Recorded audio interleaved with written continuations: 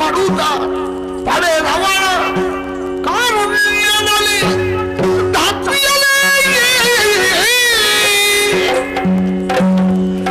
ಜಡಜ ಪೀಠನ ವರದ ಬಲದಲ್ಲಿ ಪಡೆದು ಸುಖವನ್ನು ಮಾಡುವುದೆನುತ್ತಲೀ ನುಡಿಯ ನೀತಿಯ ಕೇಳಿ ಗರ್ಜಿಸುವುದೆಂಬ ಸುಭಾಗ್ಯ. ಪ್ರಭು ರಕ್ತಬೀಜ ರಕ್ತಬೀಜ ಕಣ್ಣೀರ್ಗರೆಯುವುದಲ್ಲ ಪ್ರಭು, ಅಷ್ಟೇ ಇದು ಅಂತಃಸಾಕ್ಷಿ. ಅಮಾತ್ಯನಾಗಿ ಕರ್ತವ್ಯದಲ್ಲಿ, ಸಂಬಂಧದಲ್ಲಿ, ಅಭಿಮಾನದಲ್ಲಿ ಅಳಿಯ ಇರುವಂತಹ ಕೃತಜ್ಞತಾ ಭಾವದಿಂದ ಗೌರವದಿಂದ ತಮಗೆ ತಲೆ ತಾಚಿದೆ. ಇನ್ನೀ ವಿಧಿ ಮಾಡ್ತೇನೆ ಅಂತ ನನಗೆ ಪೂರ್ಣ ಭರವಸೆ ಇಲ್ಲ ಪ್ರಭು. ಏನದು? ಅದಕ್ಕಾಗಿ ಅಂತಃಸಾಕ್ಷಿಯಾಗಿ ಕಣ್ಣೀರ ಉಪಾದಿಯಲ್ಲಿ ಹೊರಬಂದ ಜಲವನ್ನೇ ಪಾದಯುಕ್ತಗಳನ್ನು ತೊಳೆದು ಅದನ್ನು ತೀರ್ಥ ಅಂತ ಭಾವಿಸಿ ಪ್ರೋಕ್ಷಿಸಿಕೊಂಡೆ. ಪ್ರಭು ತಮಗೆ ಯಾಕೆ ಈ ಹೊತ್ತಿನಲ್ಲಿ ಇಂಥ ಬುದ್ಧಿ ಬಂತು ಗೊತ್ತಿಲ್ಲ. ಒಂದು ಕಾಲದಲ್ಲಿ ತೋಮವ ಸಾಮ್ರಾಜ್ಯವನ್ನು ನೆಟ್ಟು ಬೆಳೆಸಿ ಮಹಾಪೋಷಕರು ಯಾರು ಅಂತ ಕೇಳಿದ್ರೆ ಮಹಾದೇವನ ಪ್ರತಿರೂಪ ತಾವು ಅಂತ ನಾವೆಲ್ಲ ಬಿಟ್ಟಾಗಿ ನೋಡ್ತಾ ಇದ್ದೇವೆ. ಆದ್ರೆ ಎಲ್ಲ ಬಣ್ಣ ಮಸಿನುಂಗಿತು ಅಂತ ಮಾಡಿದ್ರಲ್ಲ ಪ್ರಭು, ಬೆಂಕಿ ಸುಡುತ್ತದೆ ಅಂತ ಗೊತ್ತಿದೆ. ಸುಟ್ಟರ ಗಾಳಿಗೆ ತನು ಒಟ್ಟು ಮಾಡುದು ಅಂತ ತಿಳಿದಿದೆ. ತುಂಬಿ ಹರಿಯುವಂತಹ ನದಿಗೆ ವಿಮುಖವಾಗಿ ಈಗಿ ಆ ದಡ ಸೇರ್ಬೇಕಂದ್ರೆ ಅವರನ್ನು ಏನು ಅಂತ ಹೇಳ್ತಾರೆ ಪ್ರಪಂಚದಲ್ಲಿ, ಹಾಗಾಗಬಾರದು.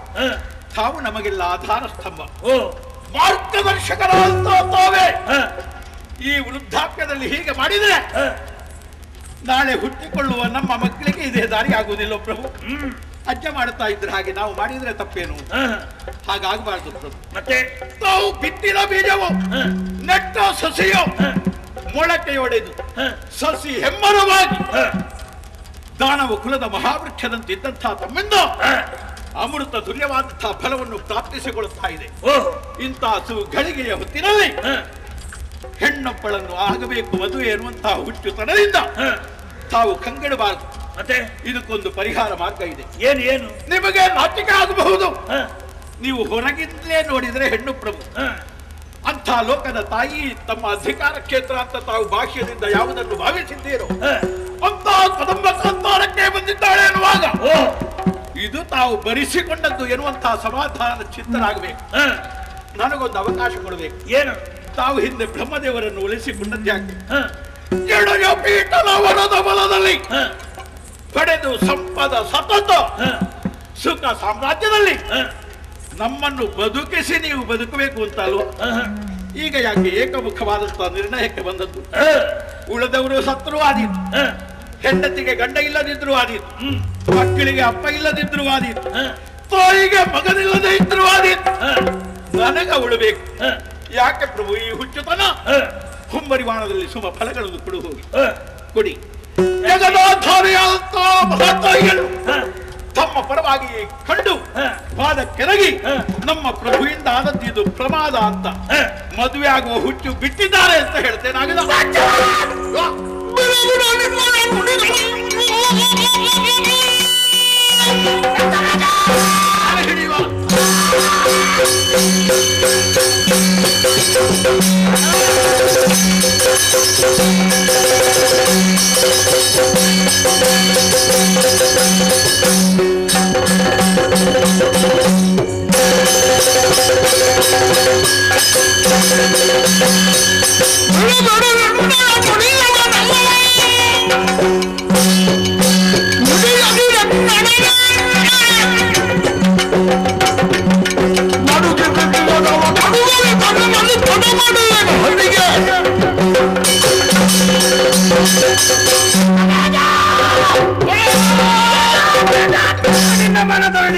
ಅಲ್ಲಿಗೆ ಬಿಟ್ಟೆ. ಇನ್ನೊಮ್ಮೆ ಮಾತಾಡ್ತದೆ ಜಾಗ್ರತೆ. ನನಗೇನು ಹುಚ್ಚ ರಾಜಾಜ್ಞೆ. ಈ ಸಭೆ ನಿನಗೆ ಮಾತಾಡೋದಕ್ಕೆ ಅವಕಾಶ ಕೊಟ್ಟದ್ದು ಹೆಚ್ಚಿಗಾಯ್ತು. ನನಗೆ ಇಷ್ಟರವರೆಗೆ ಯಾಕೆ ಅವಕಾಶ ಕೊಟ್ಟಿದ್ದೆ? ಅಲ್ಲಿ ಎನ್ನುವ ಕಾರಣಕ್ಕಾಗಿ ಮಾತ್ರ ಕೊಟ್ಟಿದ್ದೇನೆ. ನೀನು ಮೊನ್ನೆ ಹುಟ್ಟಿದವ ನನಗೆ ನಿನ್ನ ನೀತಿ ಮಾತು ಕಾಡಿನಲ್ಲಿ ಪದ ಹುಡುಗಿಯನ್ನು ಬಹಳವಾಗಿ ಹೊಕ್ಕಂತ ಇದೆಯಲ್ಲ, ಏನು ಅವಳ ಬಗ್ಗೆ ನಾನೇನು ತಿಳಿಯದಲ್ಲಿ ಬಾರಿಸಿಕೊಂಡೆಯ? ರಕ್ತವೀಜ, ನಿನ್ನ ಕಟ್ಟುಕತೆಯನ್ನು ಕೇಳಿದ ಕ್ಷಣದಲ್ಲಿ 3 ಲೋಕಾಧೀಶರಾಗಿರುವಂತ ಸುಮ್ಮನೆ ಭಾವಿಸಿಕೊಂಡೆಯ? ನಿನ್ನ ಮಾತನ್ನು ಕೇಳುವ ಅರ್ಥವಾಗ್ತಾ ಉಂಟು. ಈ ಮೊದಲು ಕಳಿಸಿಕೊಟ್ಟಿದ್ದ ವೀರರು ಎಲ್ಲರೂ ಅಳಿದು ಹೋಗಿದ್ದಾರೆ. ಹಾಗೆ ನಾನು ಸಾಯುತ್ತೇನೆ ಅಂತ ಭಯ ನಿನ್ನಲ್ಲಿ ಮತ್ತೆ ಏನಾಗಿದೆ ನಿನಗೆ? ಅದಕ್ಕಾಗಿ ನಿನ್ನಲ್ಲಿ ಹೇಳ್ತಾ ಇದ್ದೇನೆ, ಅಂತ ಭಯ ನಿನ್ನಲ್ಲಿ ಹುಟ್ಟುತ್ತಾವೆ. ಕೈಗೆ ಬಲೆಯನ್ನು ತೊಡು, ಸೀರೆಯನ್ನಿಡು,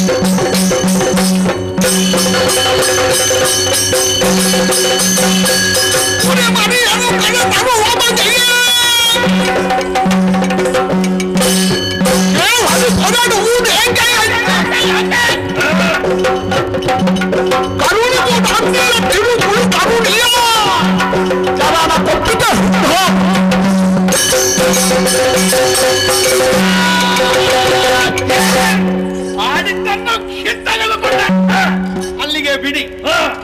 ಕಾಡ ಕುರಿಮರಿಯೊಂದನ್ನು ತರುವುದಕ್ಕೆ ಕೇಸರಿಯು ಹೋದರೆ ಅದು ಹೆಚ್ಚಿಗೆ ಆಗುವುದಿಲ್ಲ ಪ್ರಭು. ತಾವು ಕರುಣಿಸಬೇಕಾಜ್ಞೆ. ನನ್ನ ಸತ್ವ ಏನು ಕಡಿಮೆ ಆಗುತ್ತದೆ? ಯಾವ ಛಲದಲ್ಲಿ